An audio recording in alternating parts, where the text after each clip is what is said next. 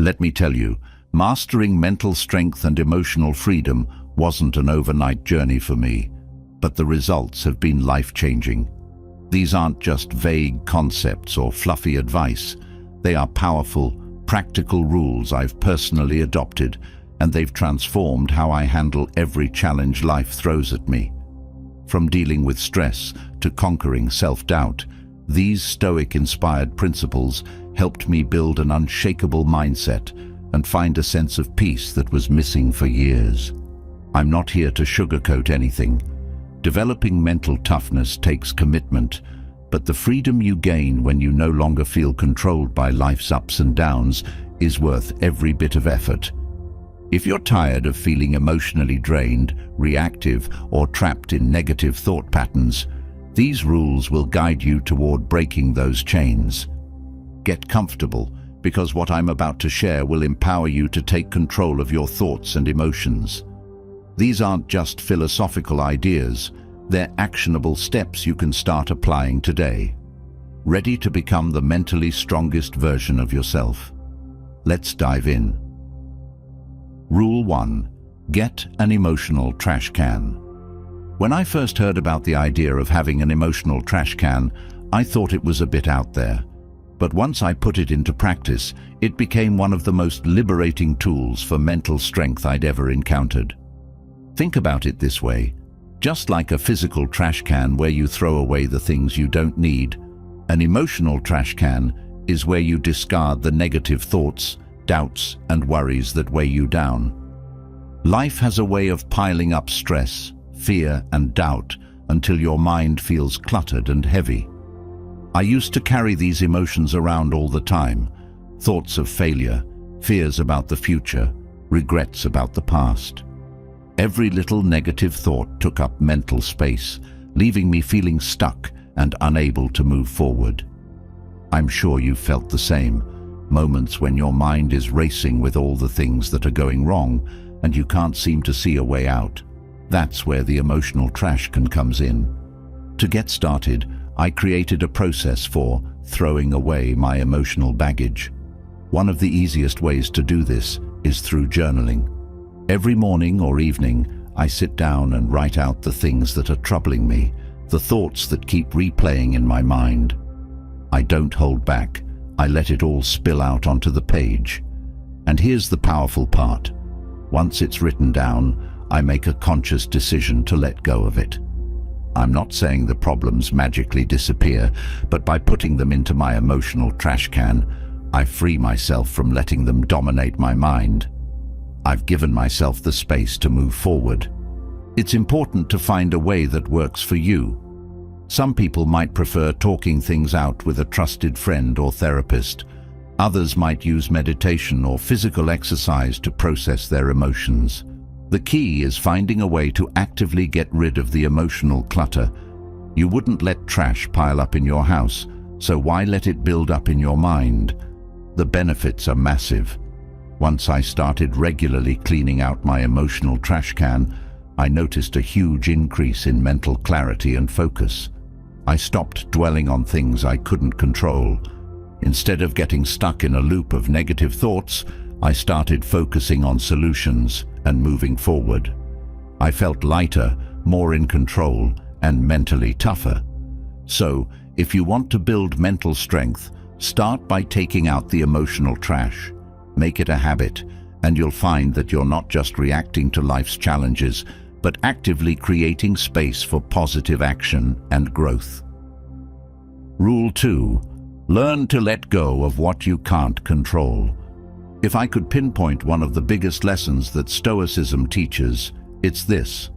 Focus on what you can control and let go of everything else. Easier said than done, right? But once you truly internalize this, you'll experience a level of emotional freedom that is unmatched. For a long time, I was a perfectionist. I wanted to control every aspect of my life, from how people perceived me to the outcomes of my work. If something didn't go the way I expected, I'd obsess over it, replaying it in my mind, wondering what I could have done differently. It was exhausting, and honestly, it led to a lot of unnecessary anxiety and stress. The turning point came when I learned to separate what I could control from what I couldn't. In Stoicism, this is a fundamental practice. Epictetus, one of the great Stoic philosophers, taught that while we can control our actions, our thoughts, and our responses, we have no control over external events, other people's opinions, or outcomes. Once I accepted this, it was like a weight lifted off my shoulders. For example, let's say you're working on a big project. You can control the effort you put in, the quality of your work, and your attitude, but you can't control how your boss, client, or colleagues will respond. If you're constantly stressing about things beyond your control, you're draining your mental energy on something that won't change, no matter how much you worry about it. Learning to let go isn't about giving up. It's about directing your energy where it will make a difference. It's about accepting that sometimes, no matter how hard you try, things won't go your way, and that's okay. What matters is how you choose to respond. Will you let it break you down, or will you bounce back, learn from it, and move on? One way I practice this is by asking myself, is this something I can control? If the answer is no, I let it go. It's not always easy, and it takes practice, but over time, this mindset shift has brought me a level of mental strength I never thought possible. I no longer feel the need to micromanage every aspect of my life or get upset when things don't go according to plan. Instead, I focus on what's in front of me, the actions I can take, the mindset I can control, and I let the rest fall where it may. By learning to let go of what you can't control, you free yourself from unnecessary stress and open up space for growth, resilience, and mental toughness. Rule 3. Build resilience by embracing adversity. One of the most powerful lessons I've learned on the path to becoming mentally strong is that adversity isn't something to avoid, it's something to embrace. Resilience, the ability to bounce back from setbacks, is one of the core components of mental toughness. It's not about avoiding tough situations or challenges, it's about facing them head-on and coming out stronger.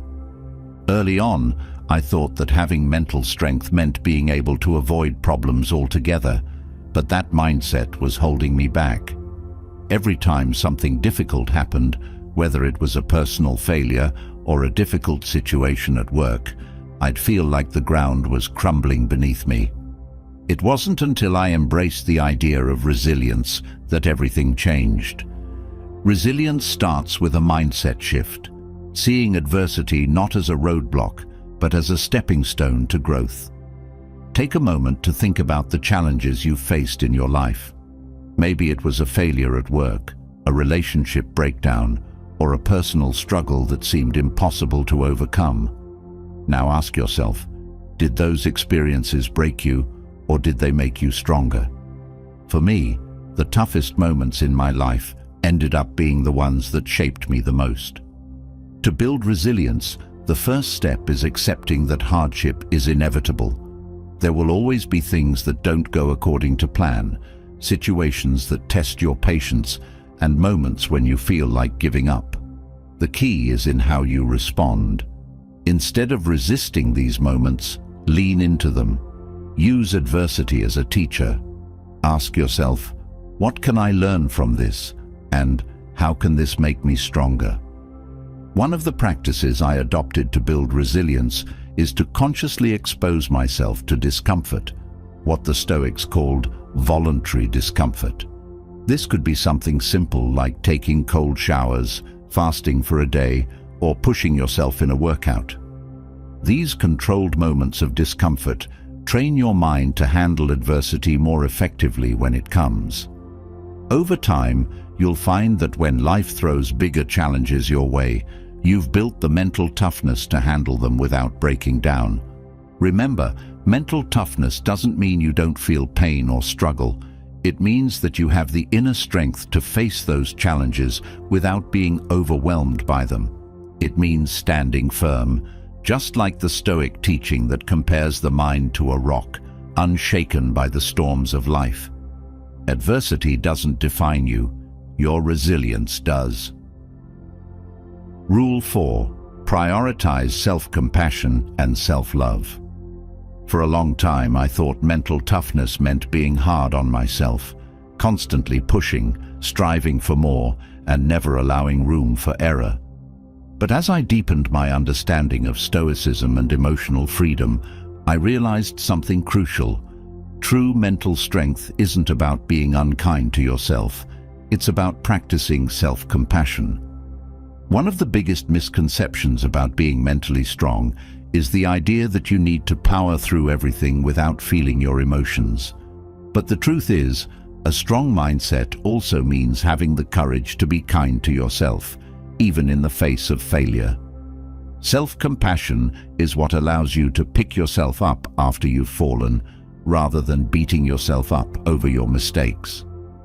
There was a time when I would get stuck in a loop of self-criticism every time something went wrong.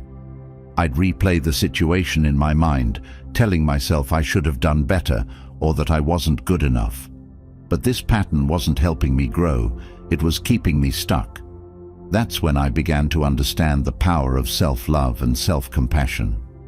One way to practice self-compassion is to treat yourself the way you would treat a friend. If a friend came to you after making a mistake, would you tear them down? No. You'd encourage them, remind them that mistakes are part of the learning process, and help them see their potential. Start doing that for yourself. When you fail or fall short, remind yourself that you're human and that growth comes from these very experiences. Self-love goes hand in hand with self-compassion. It's about setting boundaries, prioritizing your well-being, and recognizing your own worth. I used to think that being mentally strong meant always putting others first, but I've come to realize that you can't pour from an empty cup. Taking care of yourself, both physically and emotionally, is essential for maintaining mental toughness. One simple practice I started doing every morning is affirming my commitment to self-compassion. When I wake up, I take a moment to tell myself, no matter what happens today, I will be kind to myself. This small shift in mindset has made a huge difference in how I handle challenges throughout the day. When things go wrong, instead of spiraling into negative self-talk, I remind myself that setbacks are part of the journey. By prioritizing self-compassion and self-love, you're building a foundation of emotional freedom. You're no longer dependent on external validation or harsh self-criticism. Instead, you cultivate an inner strength that allows you to move forward with resilience, confidence, and a deep sense of peace. Rule 5. Control what you can, let go of what you can't. One of the greatest lessons from Stoicism, and one that has had a profound impact on my mental strength, is learning to distinguish between what I can control and what I cannot. This rule is fundamental to building mental resilience and emotional freedom. For years, I wasted so much energy trying to control situations, people, and outcomes that were completely beyond my influence. This constant need for control led to frustration, stress, and anxiety. When I discovered the Stoic principle of focusing only on what is within my control, everything changed. This teaching, rooted in the wisdom of Epictetus, is simple but powerful. You can control your actions, your thoughts, and your responses, but everything else, other people's opinions, external events, even the outcomes of your efforts, is out of your hands. For example, if you're working hard on a project and hoping for a specific result, the effort you put into it is within your control, but the final outcome may not be. The sooner you can accept this reality, the more emotionally free you become. This doesn't mean giving up or not caring about what happens, but it does mean shifting your focus from obsessing over things you can't influence to taking ownership of your actions and mindset. Here's how I apply this in my daily life. Whenever I'm faced with a challenge, I pause and ask myself, is this something I can control? If the answer is yes, I focus on what I can do to improve the situation. If the answer is no, I consciously let go of the need to control the outcome and shift my attention to how I'm responding. This small mental shift can be incredibly liberating because it frees you from the stress of trying to micromanage everything. One practical way to reinforce this rule is to create a mental or physical list. On one side, write down everything that is within your control, such as your actions, decisions, and how you choose to respond to situations. On the other side, list things that are beyond your control, like other people's reactions, unforeseen circumstances, or events that have already happened. Then, consciously decide to focus on what's within your power. By doing this, you'll start to notice a significant reduction in your stress levels. You'll stop wasting energy on things you can't change, and instead, direct your mental and emotional resources toward areas where you can make a difference. This mindset isn't just about accepting reality, it's about reclaiming your power and building a sense of inner peace that is unaffected by external chaos. Rule 6. Practice emotional detachment. Emotional detachment doesn't mean becoming cold or indifferent. Instead, it's about cultivating the ability to step back from your emotions and view situations with a clear, rational mind. In the past, I used to get swept up in my emotions, whether it was anger, fear, or frustration. I would react impulsively and often regret my actions later. But through practicing Stoicism, I learned the power of emotional detachment and how it can drastically improve your mental strength. When you're emotionally entangled in a situation, it becomes difficult to think clearly. Your emotions cloud your judgment, and you're more likely to make decisions that don't serve your best interests. This is where the Stoic practice of emotional detachment comes into play. By creating a mental space between yourself and your emotions, you can observe your feelings without letting them control you. One of the techniques I've found most helpful in practicing emotional detachment is what I call observing from a distance. Whenever I'm in a situation where my emotions start to rise, whether it's anger in a heated conversation or anxiety about a stressful event, I mentally step back and ask myself, what would an outside observer think of this situation? This simple exercise helps me to distance myself from the emotional intensity and approach the problem more rationally. The Stoics believed that while emotions are natural, they shouldn't dictate our actions. Marcus Aurelius often wrote about viewing life's events with an objective mind, recognizing that our emotional reactions are often exaggerated or misaligned with the reality of the situation. For example, when someone criticizes you, your initial emotional response might be anger or hurt. But when you step back, you might realize that the criticism has no real impact on your life, or that it could even be an opportunity for growth. Emotional detachment doesn't mean suppressing or ignoring your feelings. It means acknowledging them without letting them take over. This skill is especially valuable in high-stress or confrontational situations where reacting emotionally could escalate the problem. By staying detached, you can respond with calmness and clarity, making better decisions in the process. Another key to practicing emotional detachment is learning to let go of the need for external validation. Often, our emotional reactions are tied to how much we care about what others think of us. By detaching yourself from the opinions of others, you free yourself from the emotional ups and downs that come with seeking approval or fearing judgment. Incorporating emotional detachment into your life takes practice, but over time, it will help you build mental strength and emotional freedom. You'll be able to handle challenges with grace, make decisions from a place of logic rather than emotion, and maintain a sense of inner peace, no matter what external circumstances arise. Rule 7. Build resilience through adversity.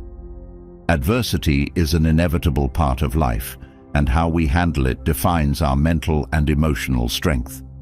Stoicism teaches that adversity is not something to avoid, but something to embrace as a necessary component of growth. Resilience, the ability to bounce back from hardship, is one of the most important traits you can develop if you want to be mentally strong and emotionally free. I used to view challenges as setbacks, moments where life was unfair or too difficult to handle. But once I started applying Stoic principles, I realized that adversity is one of the best opportunities to develop resilience. As Marcus Aurelius said, "The impediment to action advances action. What stands in the way becomes the way." In other words, the obstacles we face can actually become the path forward if we choose to see them that way. The first step to building resilience is to change how you perceive adversity. Instead of seeing challenges as unfair burdens or things that shouldn't be happening, start to view them as opportunities to learn and grow. Every hardship you face gives you the chance to become stronger, more disciplined, and more capable of handling future obstacles. A practical way to build resilience is to practice what I call micro-challenges in your daily life. These are small, manageable challenges that push you outside your comfort zone and help you develop the habit of confronting difficulties head-on. For example, you might start by taking cold showers, fasting for a day, or tackling a difficult task first thing in the morning. These micro-challenges condition your mind to see adversity as something you can handle, and over time, your resilience will naturally grow. Another important aspect of resilience is recognizing what is within your control, as we discussed in Rule 5. When you face adversity, there will always be elements you can't control, like the actions of others or external circumstances. But what you can control is how you respond. Instead of letting adversity overwhelm you, focus on how you can act with purpose and clarity in the face of it. Lastly, resilience is built through acceptance. The Stoics teach that we must accept that adversity is a natural part of life.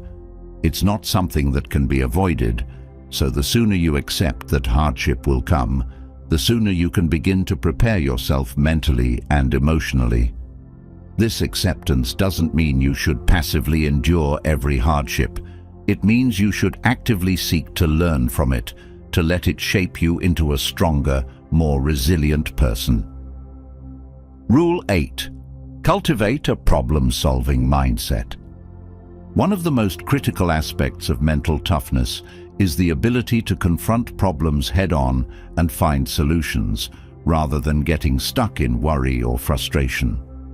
A problem-solving mindset is about approaching difficulties with clarity and calmness, seeing them as puzzles to be solved rather than insurmountable obstacles. In the past, whenever I encountered a problem, my immediate response was to feel overwhelmed, stressed, or even defeated before I had fully assessed the situation. But through practicing Stoic principles, I learned to approach problems in a more methodical and detached way. The key is to remove the emotional weight from the problem and focus on the practical steps needed to resolve it. When faced with a problem, the first step is to break it down into smaller, manageable parts. Often, problems seem overwhelming because we view them as one large, intimidating issue. But if you can divide the problem into smaller pieces, it becomes much easier to tackle.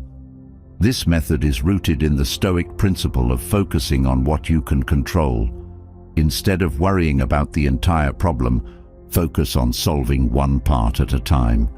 Another crucial element of cultivating a problem-solving mindset is learning to remain calm in the face of difficulty. When you panic or react emotionally, it's hard to think clearly or make rational decisions.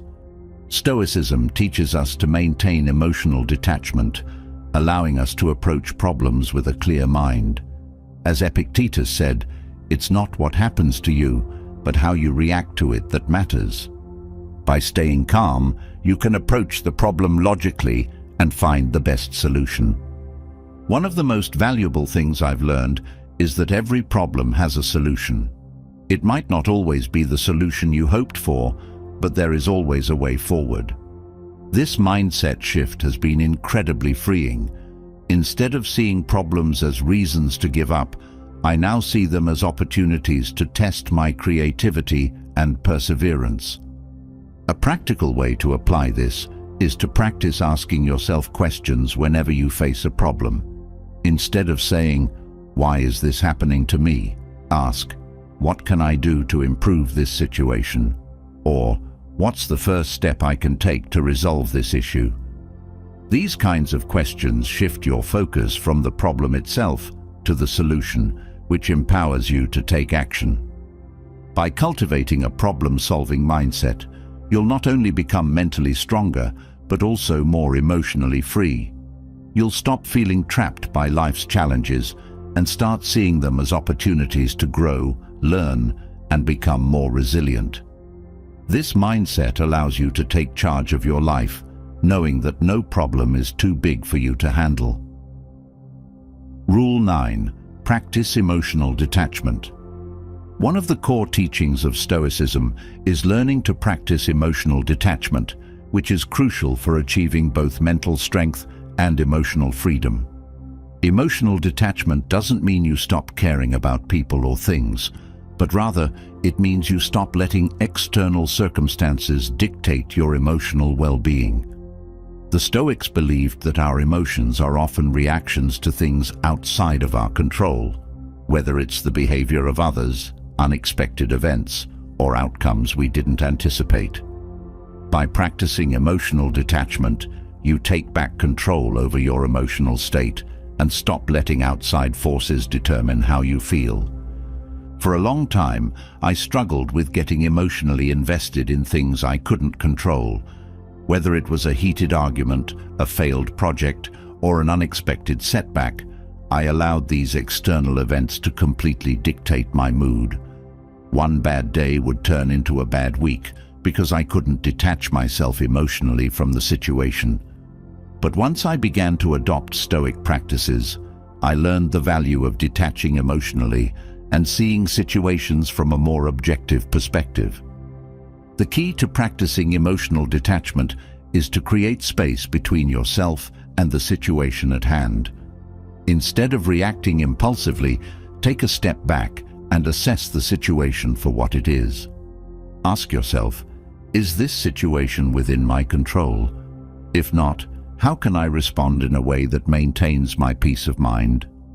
This simple reflection allows you to regain composure and respond from a place of strength rather than emotional reactivity. One technique I've found helpful is to remind myself that emotions are temporary. Just because I'm feeling angry, frustrated, or sad in the moment doesn't mean I have to stay in that emotional state. The Stoics teach that emotions come and go, and the faster you can detach from them, the sooner you can regain your sense of inner calm. Another practical method is to avoid emotional escalation. Often when we get upset, we amplify our emotions by ruminating on the situation, replaying events in our heads, or feeding negative thoughts. Practicing emotional detachment means resisting the urge to escalate your emotional reaction. When something goes wrong, acknowledge the emotion, but don't let it consume you. Instead, focus on what's within your control, your response to the situation. By practicing emotional detachment, you develop a form of inner peace that isn't easily shaken by external circumstances. You gain the ability to stay grounded even in the face of turmoil, which is a powerful tool for both mental toughness and emotional freedom. Rule 10. Embrace failure as a teacher. Failure is often seen as something to be avoided at all costs, but in Stoicism, failure is viewed as one of the most valuable teachers you can have. To become mentally strong and emotionally free, you must learn to embrace failure as an opportunity for growth rather than a setback. The fear of failure can hold you back from taking risks, trying new things, or stepping outside of your comfort zone. However, when you shift your perspective and start to see failure as an inevitable part of the journey to success, it becomes far less intimidating. For most of my life, I dreaded failure. The mere thought of making a mistake or falling short of a goal would paralyze me with fear, keeping me stuck in a cycle of inaction. I was constantly worried about how others would perceive my failures, and I would avoid challenging situations to protect my ego. But once I started embracing failure as a Stoic practice, everything changed. I realized that failure is not the opposite of success, but rather a crucial stepping stone on the path to achievement. The first step in embracing failure is changing how you define it. Failure isn't a reflection of your worth or ability, it's simply feedback. It's information about what didn't work, and it offers valuable insights into how you can improve moving forward. Once you start seeing failure as feedback rather than a personal flaw, it becomes easier to face. Another important aspect of embracing failure is learning to fail fast and move on. The Stoics taught that we shouldn't dwell on past mistakes or failures, but rather we should take the lessons they offer and continue moving forward. Dwelling on failure only keeps you stuck, while moving forward allows you to apply what you've learned and keep progressing. To put this into practice, start by reframing failure in your mind. Instead of thinking, "I failed," say to yourself, "I've learned something valuable." This shift in mindset helps you maintain a positive outlook, even in the face of setbacks. Additionally, don't be afraid to take risks, knowing that failure is part of the process. Each failure brings you one step closer to success. Finally, when you do encounter failure, practice self-compassion. It's easy to be hard on yourself when things don't go as planned, but beating yourself up only makes the situation worse. Instead, treat yourself with kindness and understanding, knowing that everyone fails, and it's a natural part of growth. By embracing failure as a teacher, you build resilience, gain valuable experience, and free yourself from the fear of making mistakes. You'll become more willing to take risks and pursue your goals with confidence, knowing that every failure is an opportunity to grow and improve.